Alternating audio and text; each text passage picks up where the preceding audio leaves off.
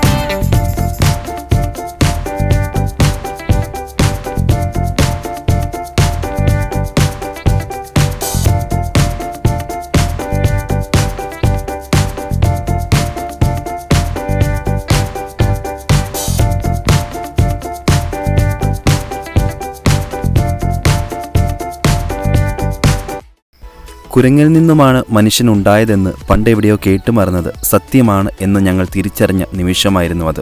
നോക്കൂ, എത്ര സിമ്പിളായാണ് എല്ലാവരും മരത്തിൽ കയറിയതെന്ന്. പക്ഷേ മുകളിൽ കയറാൻ കാണിച്ച ആവേശവും ധൈര്യവും ഒന്നും തിരിച്ചു വന്നപ്പോൾ ആർക്കും കണ്ടില്ല. ഈ സാധനത്തെ ഇവിടെ വെച്ചിട്ട് പോയാലോ എന്ന് ഞങ്ങൾ പലവട്ടം ചിന്തിച്ചതാണ്. എന്നാൽ ഉച്ചയ്ക്കത്തേക്ക് ഞങ്ങൾ കഴിക്കാനിരിക്കുന്ന ചോറും കരിമീനും മിച്ചം വന്നാൽ പിന്നെ ആർക്ക് കൊടുക്കും എന്ന ചോദ്യം എല്ലാവരുടെയും മനസ്സിൽ ഒരുപോലെ ഉയർന്നു. അതുകൊണ്ട് മുൻപോട്ടുള്ള യാത്രയിൽ ഞങ്ങൾ ഇതിനെയും കൂടെ കൂട്ടാൻ തീരുമാനിച്ചു.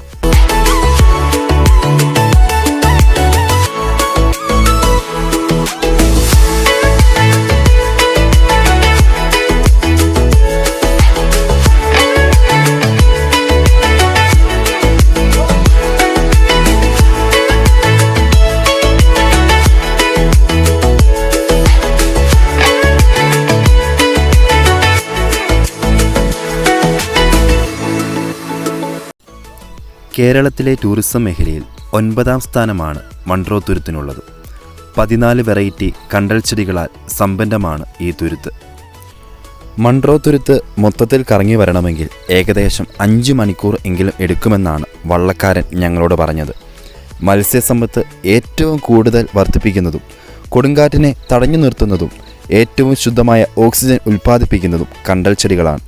മത്സ്യങ്ങൾ മുട്ടയിട്ട് വളരുന്നത് കണ്ടൽ ചെടിയുടെ കീഴിലാണ്. അങ്ങനെ ഒരുപാട് പുതിയ അറിവുകൾ ഞങ്ങൾക്ക് ഇവിടെ നിന്നും ലഭിക്കുകയുണ്ടായി. മൺട്രോ തുരുത്തിൽ നമ്മെ ഏറെ ആകർഷിച്ചത് കണ്ടൽ ചെടികൾക്കിടയിലൂടെയുള്ള യാത്രയാണ്. 1988 വലിയ ഒരു ട്രെയിൻ അപകടം നടന്നത് നിങ്ങൾ ഓർക്കുന്നുണ്ടാവും. അത് മൺട്രോ തുരുത്തിനോട് ചേർന്നാണ്. 40ഓളം പേർ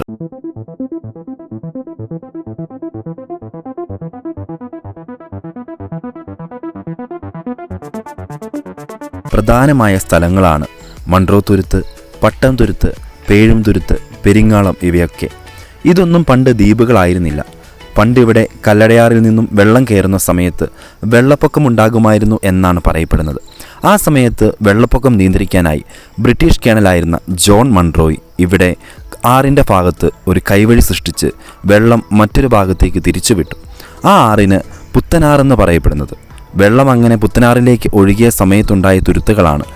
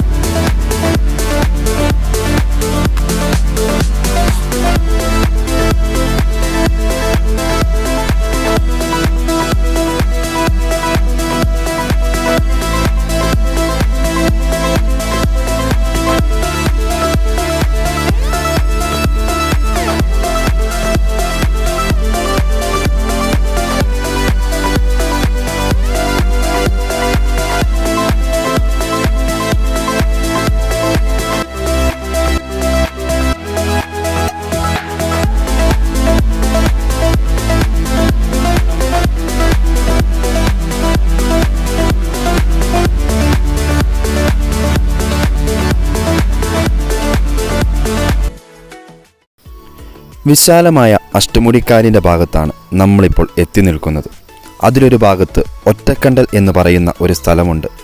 ഒരു കണ്ടൽ ചെടി മാത്രമായി നിൽക്കുന്നത് കൊണ്ടാവാം അങ്ങനെയൊരു പേര് വന്നത്. പണ്ടിവിടെ ഒരു ഉയർന്ന പ്രദേശമായിരുന്നു. എന്നാലിപ്പോൾ ഇവിടെ ഇറങ്ങി നിൽക്കാൻ സാധിക്കുന്ന തരത്തിലുള്ള ഒരു സ്ഥലമാണ് ഈ ഒറ്റക്കണ്ടൽ എന്ന് പറയുന്നത്. അതുകൊണ്ട് തന്നെ ഞങ്ങളൊരല്പം നേരം വള്ളം നിർത്തി അവിടെയൊക്കെ ഇറങ്ങി ആസ്വദിച്ചിട്ടാണ് ബാക്കി യാത്ര തുടർന്നത്.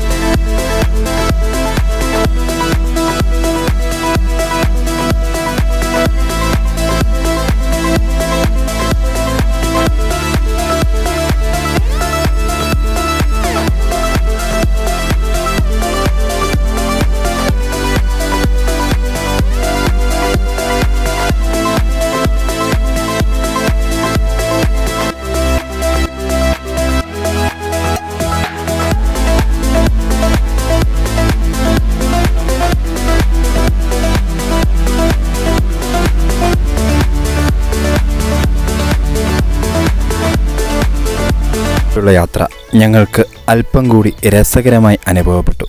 വളരെ ചെറിയ കലുങ്കാണ്. അതുകൊണ്ട് തന്നെ നമ്മൾ നല്ലവണ്ണം കുനിഞ്ഞു വേണം അതിൻ്റെ അടിയിലൂടെ യാത്ര ചെയ്യാൻ. വള്ളക്കാരൻ വളരെ നേരത്തെ തന്നെ ഞങ്ങൾക്ക് നിർദ്ദേശങ്ങൾ തരുന്നുണ്ടായിരുന്നു. മുമ്പ് നമ്മളൊരു കലുങ്ക് കണ്ടിരുന്നു, പക്ഷേ അത് പൊക്കമുള്ളത് കൊണ്ട് തന്നെ അവിടെ കുനിഞ്ഞു കൊടുക്കേണ്ട ആവശ്യമൊന്നും ഉണ്ടായിരുന്നില്ല. ഈ ഒരു കലുങ്ക് ഒരല്പം വ്യത്യസ്തമായിട്ടുള്ള അനുഭവമാണ് ഞങ്ങൾക്ക് സമ്മാനിച്ചത്. ഇവിടുത്തെ മനുഷ്യരുടെ പച്ചയായ ജീവിതമാണ് ഞങ്ങളെ അത്ഭുതപ്പെടുത്തിയ മറ്റൊരു യാഥാർത്ഥ്യം. ഈ പ്രദേശത്ത് എല്ലാം പഴമയുടെ രുചിയിൽ തന്നെയാണ് നിലനിർത്തിയിരിക്കുന്നത്. ചെറിയ കെട്ടിടങ്ങളും കടകളുമൊക്കെ ഈ ഒരു തീരപ്രദേശത്തെ കൂടുതൽ മനോഹരമാക്കി തീർക്കുന്നു. ഈ പ്രദേശത്ത് സർക്കാർ പല പ്രൊജക്റ്റുകളും ആവിഷ്കരിച്ചിട്ടുണ്ട് എന്നതാണ് അറിയാൻ കഴിഞ്ഞത്. അല്പമല്പമായി അത് മുൻപോട്ട് പോകുന്നുമുണ്ട്. ഇവിടുത്തെ കുട്ടികളുടെ വിദ്യാഭ്യാസത്തിനായി ഒരു സർക്കാർ സ്കൂളുണ്ട്. +2 വരെയുള്ള ഈ സ്കൂളിലാണ് ഈ ഗ്രാമത്തിലെ എല്ലാ കുട്ടികളും തന്നെ വിദ്യാഭ്യാസം നടത്തുന്നത്. ഇനിയാണ് നമ്മൾ മൺട്രോത്തുരുത്തിലെ പ്രധാനപ്പെട്ട ഫോട്ടോഷൂട്ട് ലൊക്കേഷനിലേക്ക് എത്തുന്നത്. വളരെ നല്ല ഒരു കവാടം. ഈ കവാടമാണ് ഈ ഒരു മൺട്രോത്തുരുത്തിനെ കൂടുതൽ സുന്ദരിയാക്കുന്നത്. വള്ളത്തിൽ യാത്ര ചെയ്യുന്നവർ ഫോട്ടോ ലൊക്കേഷനായിട്ട് ഉപയോഗിക്കുന്നത് ഈ ഒരു സ്ഥലമാണ്. പലപ്പോഴും നമുക്ക് ഫേസ്ബുക്കിലും ഗൂഗിളിലും ഒക്കെ അടിച്ചു നോക്കിയാൽ മൺട്രോത്തുരുത്തിൻ്റെ ഏറ്റവും കൂടുതൽ മനോഹാരിത ദൃശ്യമാകുന്നത് ഈ ഒരു കവാടത്തിലാണ്.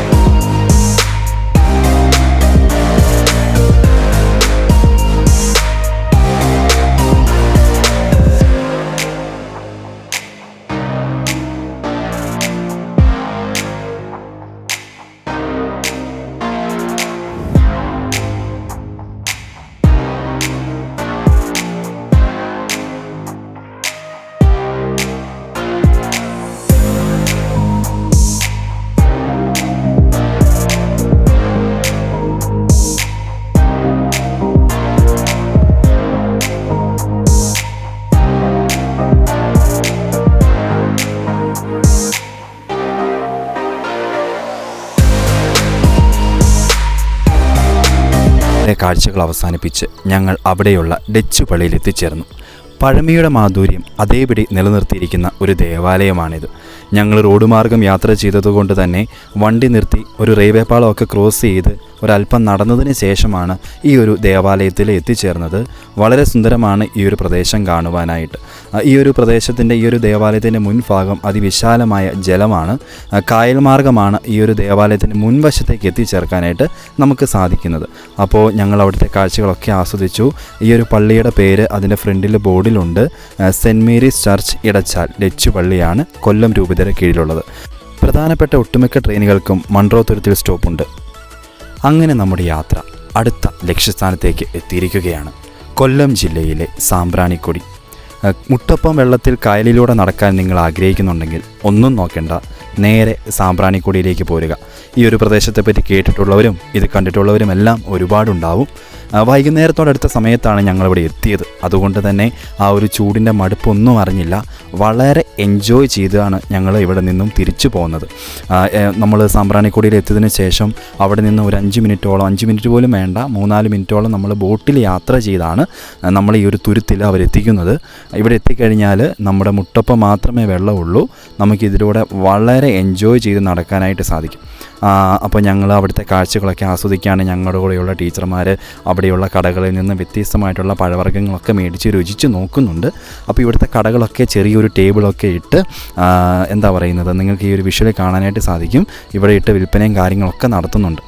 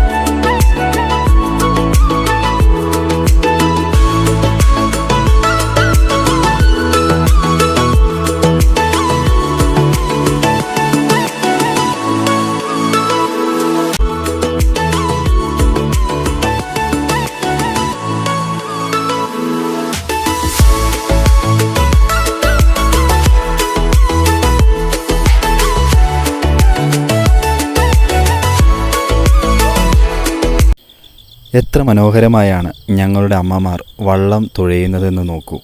സാമ്പാറിൽ സ്പൂണിട്ട് ഇളക്കുന്നത് പോലെ. അങ്ങനെ സാമ്പ്രാണിക്കൊടിയിലെ കാഴ്ചകളൊക്കെ കണ്ട് ഞങ്ങൾ പതുക്കെ തിരികെയുള്ള യാത്രയിലേക്ക് ഒരുങ്ങുകയാണ്. അടുത്ത ലക്ഷ്യസ്ഥാനം കൊല്ലം ബീച്ചാണ്. അപ്പോൾ അതിനു മുമ്പായിട്ട് ഐ ലവ് സാമ്പ്രാണിക്കൊടി എന്നൊക്കെയുള്ള ഒരു നല്ല ഒരു ഫോട്ടോഷൂട്ട് പ്രദേശം കൂടി നമ്മുടെ സാമ്പ്രാണിത്തുരുത്തിലുണ്ട്. അതൊക്കെ വളരെ മനോഹരമാണ്. ഞങ്ങൾ അവിടെ നിന്ന് കുറേ ഫോട്ടോസൊക്കെ എടുത്തു. നമ്മുടെ വീഡിയോയുടെ തമ്മിൽ കാണുന്ന ഫോട്ടോ നമ്മൾ അവിടെ നിന്നും എടുത്തതാണ്.